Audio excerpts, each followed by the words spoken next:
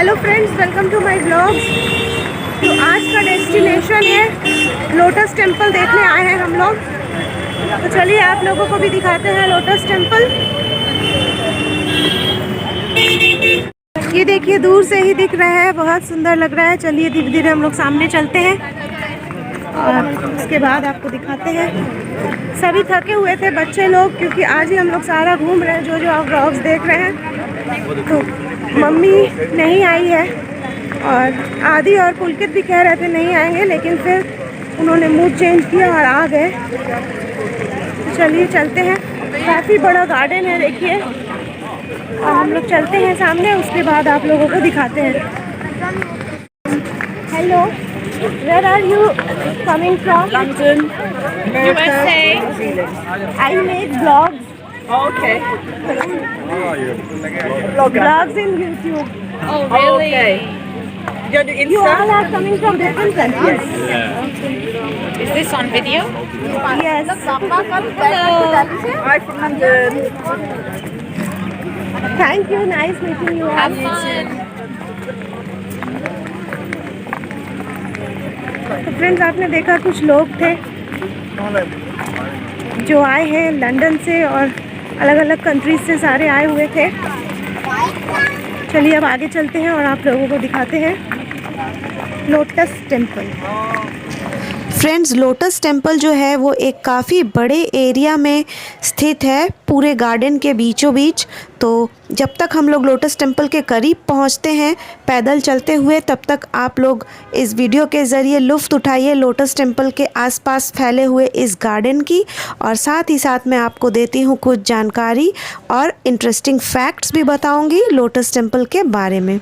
Lotus temple जो है ये बहाई सभ्यता के लोगों द्वारा बनाई गई है, और न सिर्फ हमारे इंडिया में इस तरह की बहाई संप्रदाय के लोगों ने काफ़ी सारे कंट्रीज़ में इस तरह की मॉन्यूमेंट्स बना के रखी हुई है, जैसे कि ऑस्ट्रेलिया में, उगांडा में, पनामा, जर्मनी, यूएसए, इस तरह की अलग अलग कंट्रीज़ में भी बहाई संप्रदाय की इस तरह की मॉन्यूमेंट्स है जहां वो लोग पूजा करते हैं।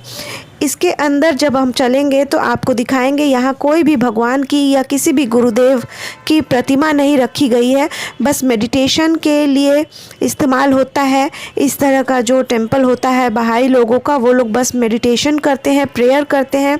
और इस तरह की मॉन्यूमेंट्स को उन लोगों की भाषा में कहते हैं बहाई हाउस ऑफ वर्शिप। तो यहाँ बैठ के बेसिकली बस प्रार्थना की जाती है। एकदम पिन ड्रॉप साइलेंस होता है लोटस टेम्पल के अंदर, और लोग बस चुपचाप बैठ के प्रार्थना करते हैं। वैसे तो लोटस टेम्पल के अंदर कैमरा अलाउड नहीं था, लेकिन हमें इस चीज़ की जानकारी नहीं थी, तो हमारा कैमरा ऑन हमने रखा था।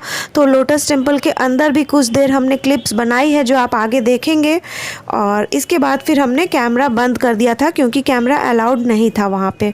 तो चलिए धीरे धीरे हम लोग लोटस टेम्पल की ओर बढ़ रहे हैं, और सनसेट होने ही वाला है, शाम का समय है। तो आप देख सकते हैं कितना खूबसूरत लग रहा है, और साथ में ये जो गार्डन है उसकी खूबसूरती भी देखते ही बन रही थी।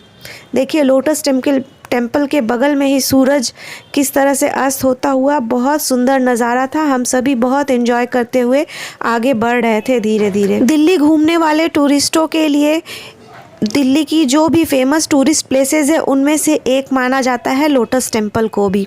लोटस टेम्पल जैसे बहाई सदनों की सामान्य विशेषता ये है कि ये जो है सिर्फ उपासना के लिए ही बनाई गई है, और इसमें 9 भुजाएं होती हैं।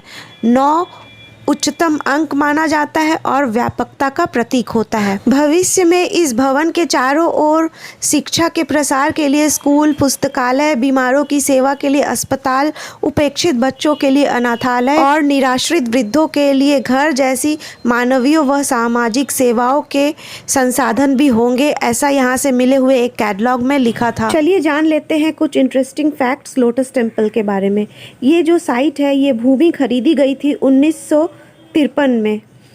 साथ ही साथ मंदिर की जो ज़मीन है उसका जो एरिया है वो 26.6 एकड़ है। की मंजिल से ऊपर तक की ऊंचाई 34.27 मीटर है। मंदिर के अंदर बैठने की क्षमता 1300 व्यक्तियों की है। पंखुड़ियाँ कुल 27 हैं। पंखुड़ियाँ सफ़ेद कंक्रीट से बनी है। बाहरी तरफ पंखुड़ियाँ सफ़ेद ग्रीक संगमरमर के पैनल में लिपटी है। फूलों की कुल संख्या 9 है। मंदिर का व्यास 70 मीटर है।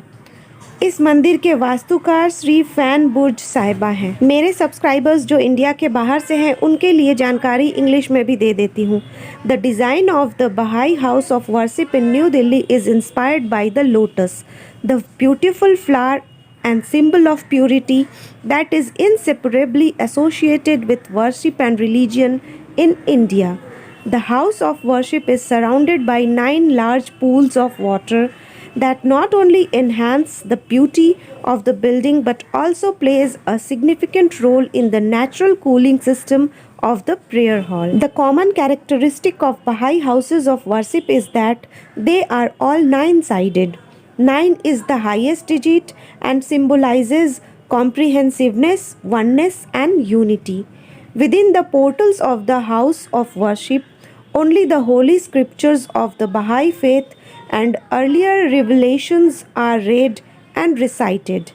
At other times, all are welcome to meditate and pray in silence. No sermons or lectures are permitted, nor any rituals performed in the prayer hall. उम्मीद है ये जानकारी अच्छी लगी होगी आप लोगों को। अब चलिए मंदिर के अंदर चलते हैं। आप इनके साइलेंट कर लें। आपको अंदर बातचीत नहीं करना, फोटो वीडियो नहीं लेना। हमारे बच्चे हैं, अगर वो अंदर शोर करते हैं तो अपने एग्जिट के बाहर लेके अपने परिवार का अपडेट कर सकते हैं। मंदिर या बहाई धर्म के बारे में जानकारी लेने के लिए एग्जिट डोर पे हमारे कुछ वॉलंटियर्स हैं जिनके पास अलग अलग भाषाओं में पैम्पलेट्स आप ले सकते हैं, फ्री है। अगर आपके पास समय ज़्यादा है तो मंदिर के ठीक सामने सूचना केंद्र है, आप वहाँ पे जा सकते हैं, इन्फॉर्मेशन ले सकते हैं। मंदिर के अंदर प्रवेश करते समय सामने ही हिंदी इंग्लिश में प्रार्थना की पुस्तकें हैं, जो लोग लेना चाहते हैं प्रार्थना के लिए ले सकते हैं। अगर आपको अच्छा लगे तो अपने घर भी लेके जा सकते हैं। एक बार फिर से आपका हार्दिक स्वागत करते हैं बाहरी पास। So Hindi is okay for everyone. और लीजिए फ्रेंड्स, हम लोग आ गए मंदिर के अंदर। देखिए इस तरह का हॉल है बस, और सीटिंग अरेंजमेंट्स है, बाकी कुछ भी नहीं है। कोई भी भगवान की प्रतिमा यहाँ नहीं है। जैसा कि मैंने पहले बताया, सब लोग बस शांति से बैठ के यहाँ पे प्रार्थना करते हैं। तो बस यही है लोटस टेम्पल के अंदर। और चलिए इसके बाद हम बाहर निकल गए। बाहर का गार्डन भी बहुत ज़्यादा खूबसूरत है, जैसा कि मैंने आपको व्लॉग में दिखाया। उम्मीद है आप लोगों को ये गार्डन भी पसंद आया होगा, साथ ही साथ जो जानकारी मैंने दी है वो भी ज़रूर पसंद आया होगा। कैसा लगा है कमेंट करके बताना बिल्कुल ना भूलें। लोटस टेम्पल के बाद और भी टूरिस्ट प्लेसेस में हम लोग घूमेंगे दिल्ली की, और ना सिर्फ दिल्ली, इसके बाद हम लोग चलेंगे आगरा और साथ ही साथ वृंदावन। तो काफ़ी इंटरेस्टिंग व्लॉग्स आने वाली है। अगर चैनल को सब्सक्राइब आपने नहीं किया है अभी तक तो जल्दी से कर लीजिए। और आज का व्लॉग जो है वो यहीं ख़त्म करते हैं। कैसा लगा है ज़रूर बताइएगा, और अच्छा लगा है तो एक लाइक कर दीजिएगा। फ्रेंड्स, कैसा लगा आज का ब्लॉग ज़रूर कमेंट करके बताइएगा। अच्छा लगा है तो ज़रूर वीडियो में एक लाइक कर दीजिएगा। और न्यू व्यूअर्स जो आज पहली बार मेरे चैनल पे है उनसे रिक्वेस्ट है, अगर वीडियो अच्छी लग रही हो तो चैनल को सब्सक्राइब करके बेल आइकन भी दबा दीजिए मेरे आने वाले वीडियोज़ की नोटिफिकेशन पाने के लिए। और भी काफ़ी सारी इंटरेस्टिंग इस तरह की दिल्ली की ब्लॉग्स आने वाली है, तो देखते रहिए, बने रहिए। और आज के लिए बस इतना ही। फिर मिलती हूँ अगले ब्लॉग में एक नए डेस्टिनेशन पे। तब तक के लिए bye bye, thanks for watching.